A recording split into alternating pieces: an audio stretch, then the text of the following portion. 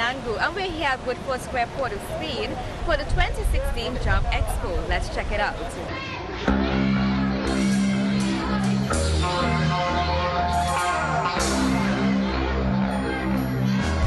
Today I'm here with Mr. Brandon Stout, one of the organizers of this event, the Job Expo 2016.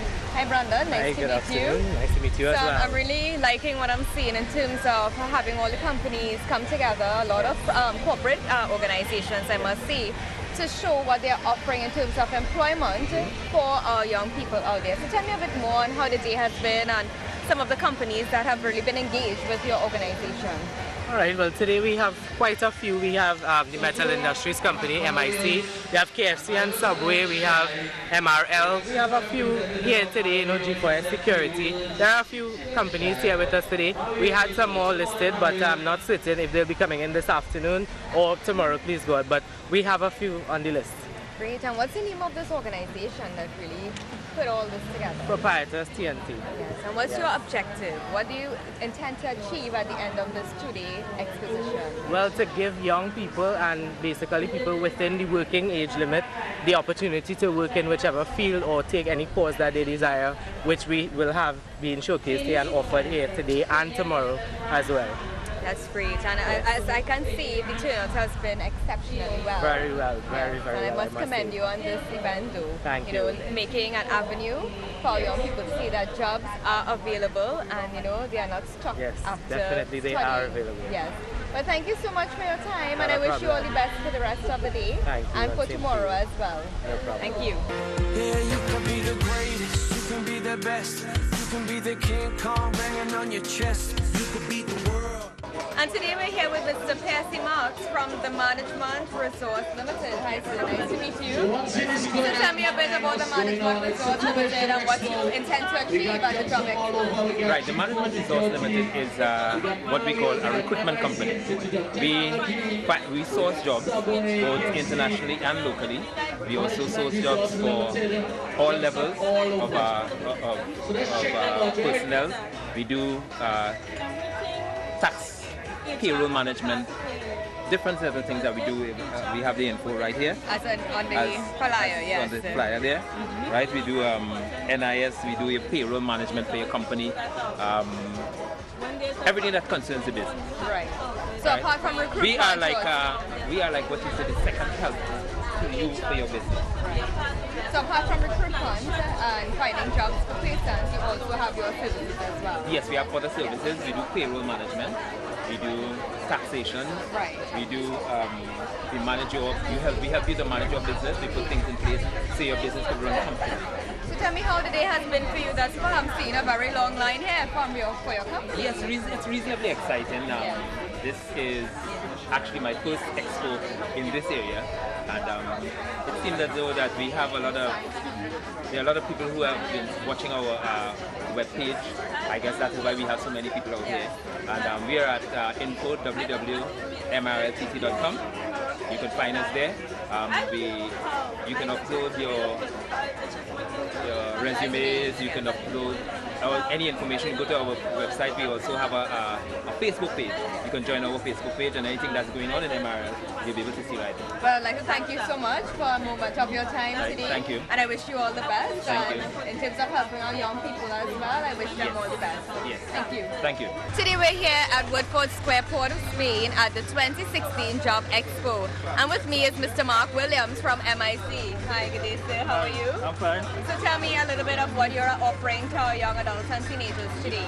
All right, well, MIC Institute of Technology, what we have are many programs, right? We have the MOS program, that is the multi-skill sector training program. We have the HIGH program, helping young people prepare for employment. We have the ICP program, which is the Industrial Craft program. We have the NSDP program, the National Skills Development program. Then we have the Engineers in Training program, right? And we also have the manufacturing sector as well in MIC, where we actually produce different products in the plastic field. So there's a department, I should say, for everyone who has a specific skill or something that they'd like to get involved in MIC. Yeah. And how has the day been for you thus far? Well, today, quite surprisingly, this time we have had quite a lot of persons coming through, both young and old, getting interested in some of the courses that we have here.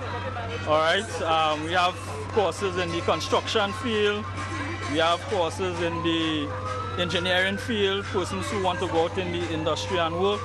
Right, we also have the culinary arts as well, housekeeping, cooking, culinary arts and so on. We even have in the ICP program, we have courses like bookbinding, jewelry making, you know, so quite a number of fields that a number of persons could be interested in from different backgrounds. Yes. Well, I'm glad to see that it's open here to the public and that our young people, our teenagers have many options that they can choose from in terms of educating themselves. Yeah. So thank you very much again, Mr. Williams. It has been great interviewing you and I'm glad to see what you are doing here today. Well, what I'd like to say also is that we provide a means for persons to become employable, right? So we train them, right? Whether we train them for the industry or for the construction field, we provide a means for you all to become employable, right? And it's up to you, the individual, to actually put your best foot forward, present yourself, and become trainable. And indeed, you will become marketable as well. Thank you very much for those motivational words, and I hope those of you who are looking on that this applies to you and you can contact or look at more at MIC. Yes. I guess you have a website as well. Yes, we have a website that you can go on. You could just type in MIC in Google, as the people would say, they could Google MIC and everything. Yeah, and we have a website here with all the programs that we offer. Thank you again very much. Okay. And I hope You're this welcome. day is successful for you. Yeah. Yes. Thanks very much.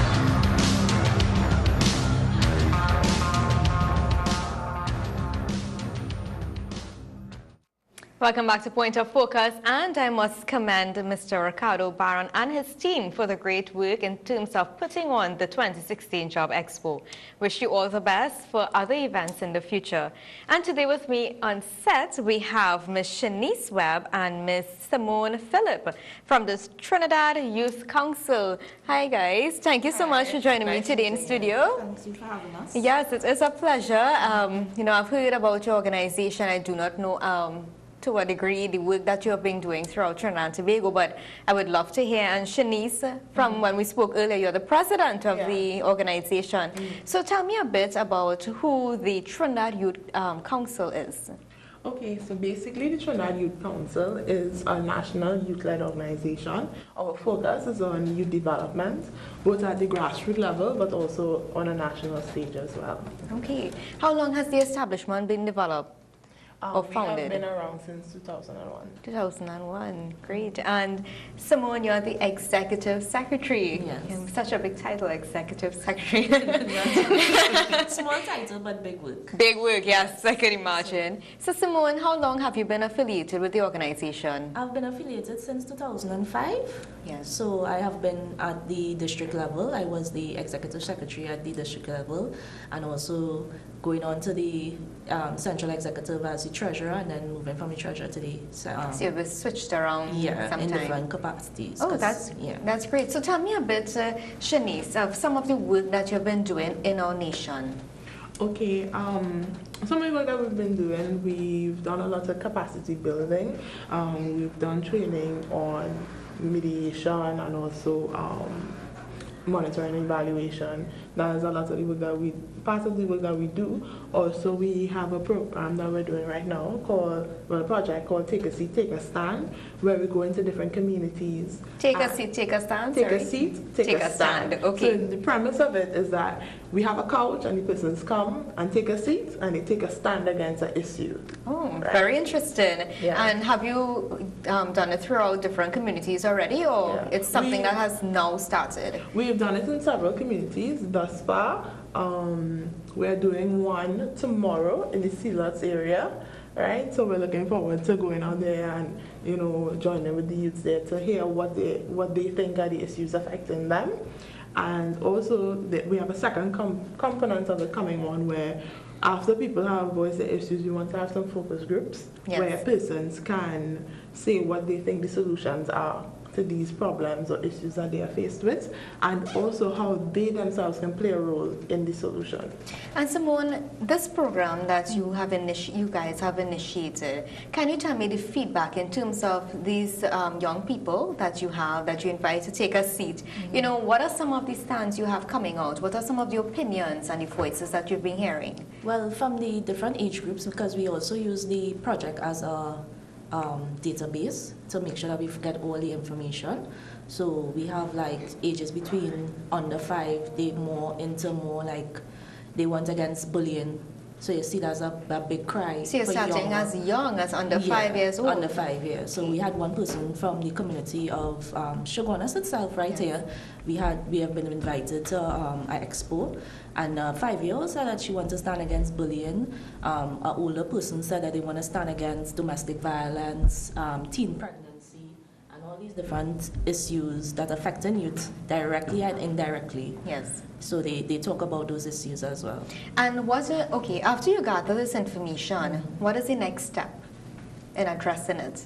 Well, the next step in addressing it, as Shanice said, is doing the focus groups to create a solution base. Because we identify the problems, and in identifying the problems, we understand that, you know, these young people also need a psychological background into dealing with some of the issues that they're facing. So it's not about just creating a program to solve that particular issue, because it could be linked to something else that's causing it. So the root cause of bullying may not be bullying. It may be a child being physically abused, so they come and portray that back into the school. So, you know, we get to the root problems.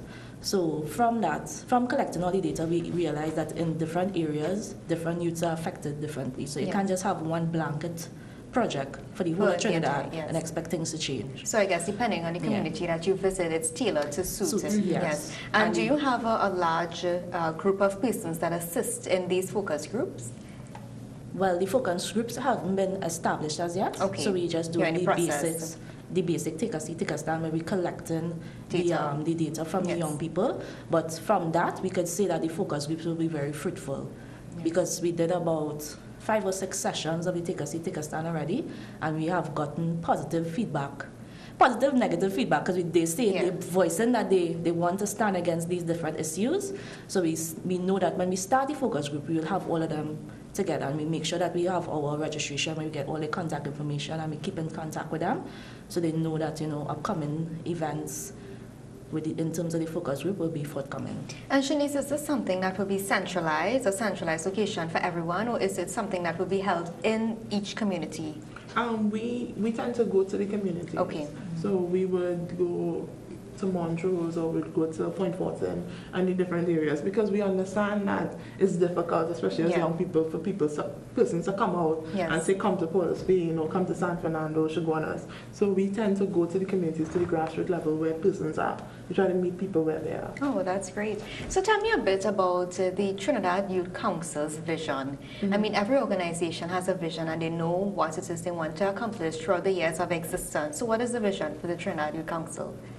I know that the vision for the Youth Council is that young people become empowered, and they're able to access their skills and potential, and they're able to do what it is that they see fit for their lives. So people are able to find proper jobs and take care of their families properly, and, you know, like have a bright future that they all deserve. What are some of the core areas that you do? As you said, you look at personal development as one. What are some of the other aspects in terms of youth development that you focus on? Well, we do a lot of capacity building in different areas, as Shanice mentioned. We also focus on crime and violence, because we know that's a major factor affecting young people. We do health as well, helping young people to understand the health benefits of living a healthy lifestyle, no smoking and all those things. We also look at advocacy, because we, as a youth organization, we want young people to stand up for something. We want them to be patriotic. We want them to look forward, as Shani said, look forward to a brighter future. So advocacy is one of our main focuses.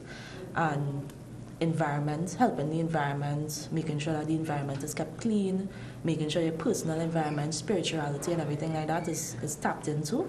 So those are the main thematic areas that we focus on. Well, that's great. I'm glad to know about the great job that you are doing throughout Trinidad. And have you tapped into Tobago as well? Well, Tobago has their own youth council, so they are really mirroring what we are doing there. Yes. So they are also with the Tobago House of Assembly and doing their good work as well. Oh, well, that's great. Well, I must commend you, and I wish you all the best in terms of this new project that you are implementing throughout the country. I think it will be very beneficial and very positive, and something that our young people need to have a voice. And I think this is where they can really speak out and where you can really assess and really help with the needs that they have. But are there any closing remarks? Shanice, I'll start with you to our viewers who are looking on. So in closing, I just want to highlight the project that we're doing tomorrow in the Silas area. So anyone that lives close by, we're welcome to attend. It's in the Community Impact Center. Impact Center. So anybody, it's free to the public to come and participate. Thank you. And Simone, any closing remarks? My closing remarks would just like to invite everyone to our General Council, which is April the 9th at Communication Workers Union in Port of Spain. So we invite all the young people to come out. This is where we do our general meeting, showing out all our reports and our finances and getting back into touch on a wider scope and having all the youths interact with each other from different communities and to relate and stuff. So I invite everybody to come to that. Do you have a contact number in terms of any of you are looking on may want to reach your organization? Yeah, sure. They could contact us at Trinidad Youth Council at 686-6095. Well, thank you very much. It was a pleasure having both of you today on set and to know that the work that the Trinidad Youth Council is doing. Okay, so this brings us, you're welcome. This brings us to the end of our program. Firstly, I'd like to thank you all viewers for tuning in today. We had such a great segment in terms of the career development. I'd like to thank Mr. McKesey Paul for that great knowledge, I should say, that he expresses his journey, how it has been and how he's able to impact our communities and give back to Trinidad and Tobago. A special thank you also to Mr. Ricardo Barron from the Proprietors TNT and his team on the great work that they're doing with the 2016 Job Expo. I'm hoping that this is not the first and the last only, because I know that there are more coming up. And a special thank you to the President and Executive Secretary of the Trinidad Youth Council, Ms. Shanice Swab and Ms. Simone Phillip. So thank you again. We have had such a great time on Point of Focus.